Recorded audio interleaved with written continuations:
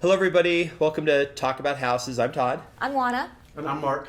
So we're here. This is part of our lender series with Mark Baker. Mark Baker is a lender here in Las Vegas. I don't think we didn't ask this on the other video. Where else can you do loans besides Nevada? We're set up because of a thing, because we're a nationwide company where I can basically do loans all over the country. Okay. That's okay. So fantastic. if you're watching this video anywhere, you can reach out to Mark with questions, and he can help you with the loan too. Okay. So you know that place you're buying in Miami? Call Mark. Call Mark, and then let us know when you need a house sitter. We'll come out and. Yeah, you'll come out and visit them. We'll come out and visit. Absolutely. We'll take one for the team and come out and visit. In Miami. Okay, so today we're going to talk about the 7 things you should do, actually a bunch of things you should do before you actually buy the house and get the loan. These are the things, the loan things you should do to make sure you're qualified. Okay, because this is what most people do, Mark. They go online, they go on one of those websites that said they put in their information, and then they click here and it prints out a thing that says you're pre-qualified. But then by the time they actually go out and find a house, and they find out they're behind. So See it all the time. let's go over some things. Like, what are some really, really important things they should have, like they should do now while they're still surfing Zillow and stuff looking for houses? They should get this stuff and have it ready. What is, name one thing? So name one thing. The first thing you should do is you should monitor your credit. You should have an idea what your credit is. Credit. Okay, so how are some ways they can monitor A lot it? of people do it through Credit Karma. Okay. I really like credit monitoring. Like, there's a company called Identity Guard that I personally use. It's kind of like a LifeLock type of thing. I've seen so many people with identity theft over the years. It becomes a living nightmare for them for a long time. Okay. So my personal credit is monitored through Identity Guard. It's a very similar product to LifeLock. So that's one way they could do it. They could also go on to myfreecreditreport.com and pull their credit once a year. They can go to Experian, TransUnion, and Equifax and pull their credit, I believe, once every 3 months right now during the pandemic, I believe. Okay. So they don't pay for that, right? That's free. Correct. All that stuff is free. And then this is just because this is kind of important. The credit score is important because there are people out there, they think they're good, and then they find out We see it every day. there's something on there they didn't know, a collection. Yeah, we could talk about credit for hours. So supposedly That'll be a whole nother video. But just to cover something, so that to tell you how important that is, I have seen many articles talking about the number of people that have errors on their credit report, and I've seen it as high as 28%. I've seen it as low as 17%.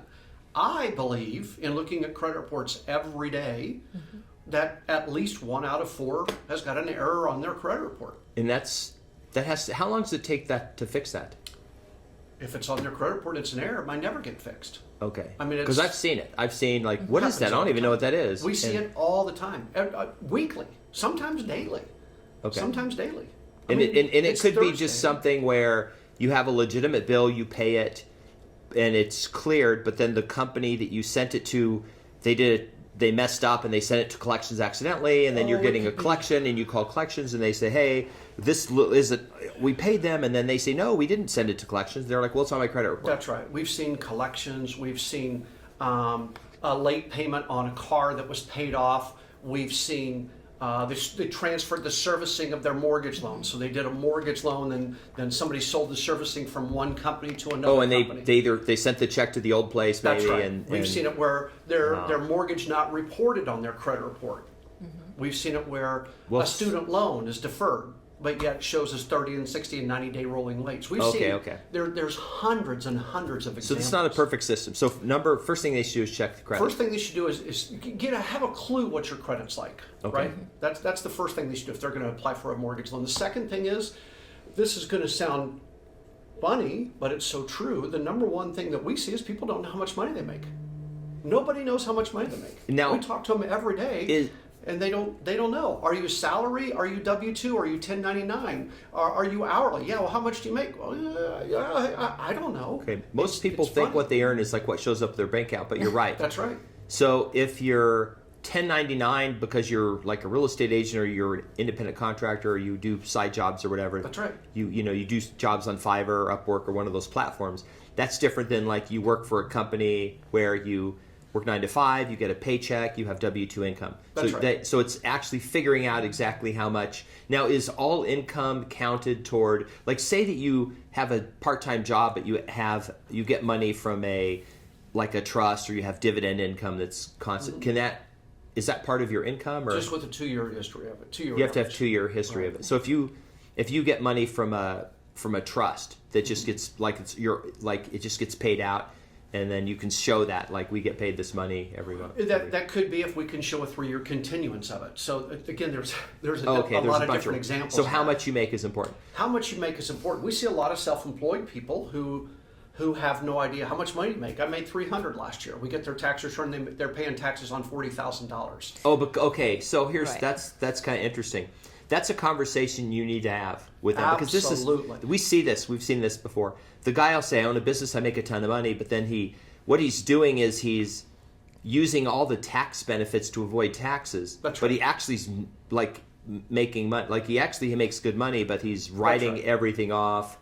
And taking losses from his business, maybe, right, to write down his income, and not his That's right. cash flow he doesn't have. That's right. Okay. And they don't have any idea, and they just don't realize it. They really honestly don't realize it. Okay. I mean, I've seen a guy in the automobile business who had an automobile body shop, made I'll never forget this,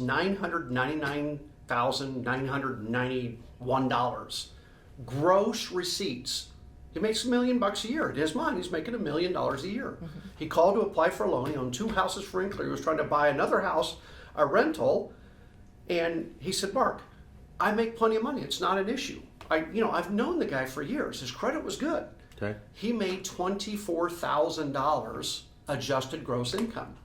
Well, He where wrote did off- the rest go? He wrote it off. Everything was, paint, labor, everything else. I mean, so he brought in $1 million, but he showed the IRS, Uncle Sam, he's making $2,000 a month. Okay. And I couldn't get the guy through the guy's head that he doesn't make any money.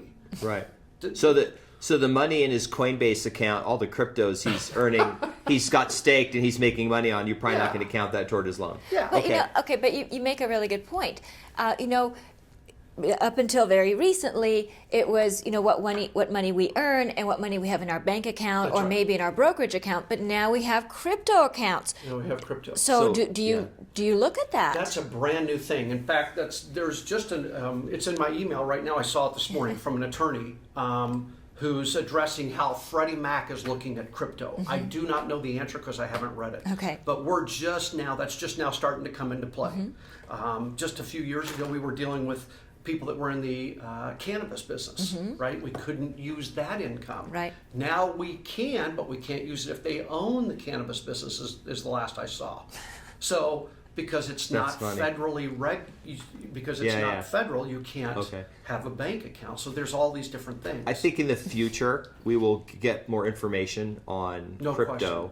No and question. then we'll do a video, because that'll be super popular. Because there's a lot of people out there that are holding Ethereum and Bitcoin and these other coins, but they're not just using it to buy a house. They're actually using it to get loans. And so I think there's this thing where We're seeing it where they're starting to buy houses. We've got one that just closed. Okay. Well, we didn't close it yet. But they're Did they use using it for crypto the- to cash out to pay off a student loan to qualify. oh, so use the crypto So to we've pay got off a a student loan. document, and we're going through that process right now Okay. on a Fannie loan. That'll be interesting, because I think this will be a whole other video, because obviously DeFi, right? Decentralized finance is almost completely That's right. because your business is supporting the existing system of centralized financing and loans. That's all. That's right. That's the traditional legacy way, and then Great there's analogy. this new thing happening that is, and it's not replacing it; it's supplementing it right now. That's right. But okay, so this will be a whole other video, because I think it's a fascinating But thing. back to your question about what do people need to do to get ready for a loan? Okay. They need to monitor their credit. Okay. They need to have an idea how much money they make. Okay. It would be a really good idea if they're up to date on their obligations. Okay. We see many times when people are just 30 days late on a car loan. Right. We see people that just went out and bought a vehicle and their FICO scores were higher than they thought, so now they're coming to buy a house.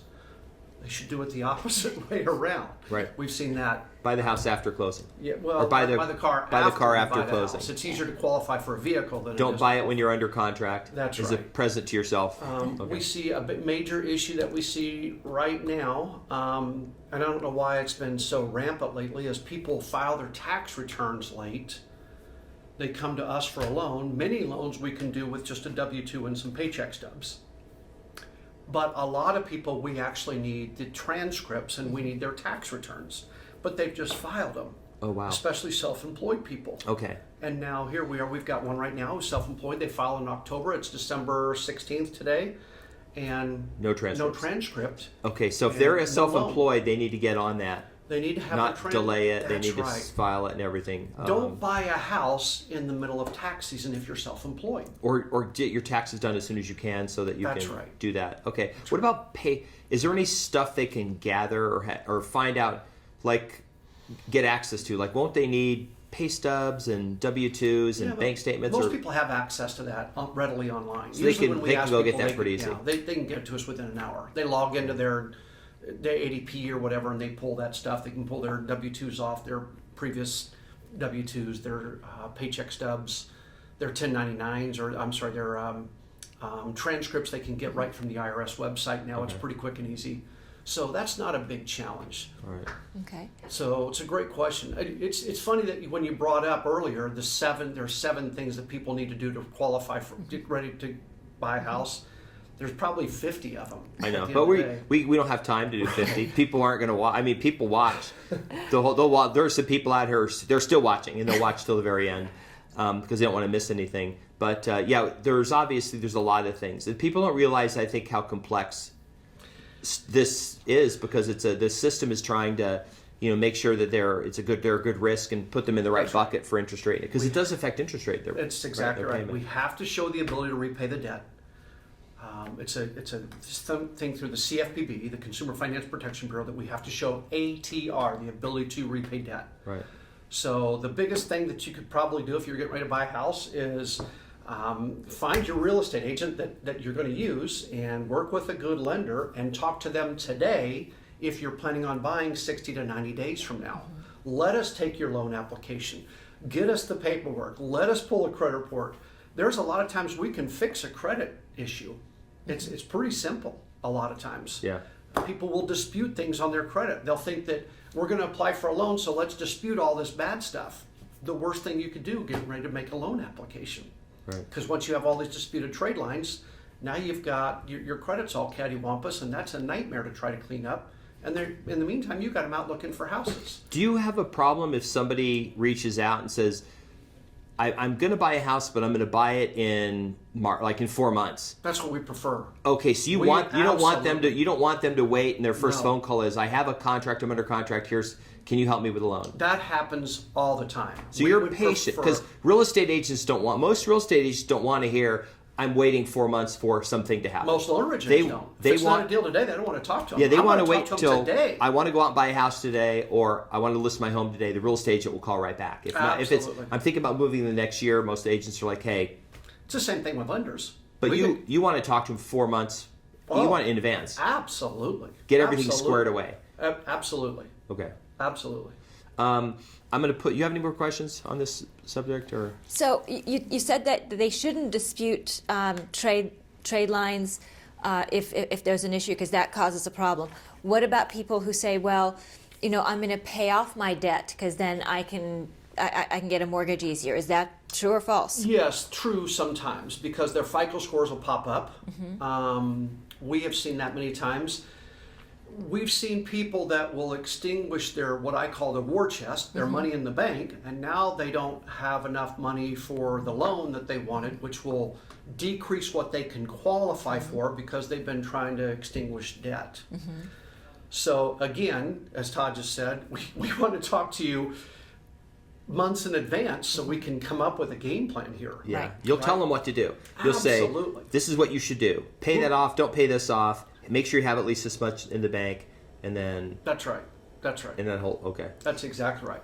A lot of times there's ability to get a gift that could hold and change the entire complexity of the loan. Friend or relative or somebody. Absolutely. So Okay. there's so many different ways to do it, but we got to know in advance. Okay. So the number one thing that they have to do is talk to a lender well in advance of wanting to buy a house. So that means that if your lease is up on your place in the next 6 months, this is the time to chat with Mark. Now, Yeah, don't if wait you- until the Right. So don't wait until you get your 60-day notice of rent increase and go, oh, maybe we should buy a house.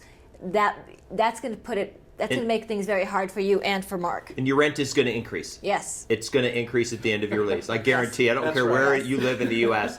It's probably going to increase. Yes. Yep. So there are lots of things that you can do before you're ready to buy a house. And the first thing you probably should be doing is talking with Mark, talking with a lender, and making sure that you have a game plan how to best position yourself to get a loan that makes the most sense for you and puts you in the best position to purchase the home that you want to have be your home for the foreseeable future. We're going to put all Mark's information in the comments. We're going to put it all on the screen. You can just reach out to him directly anytime. He's super responsive. What else, Juana? So we're going to do a few more videos because Mark is such a treasure. I mean, honestly, he really is, you guys. So we're very happy to have him here with us. We're going to talk about a lot of things that you guys are interested in. If you guys have questions, please put them in the chat box below, because providing that we don't scare off Mark too bad, we'll come back and we'll do another session and answer a lot of your questions. Todd and I are very responsive to your questions in the chat box.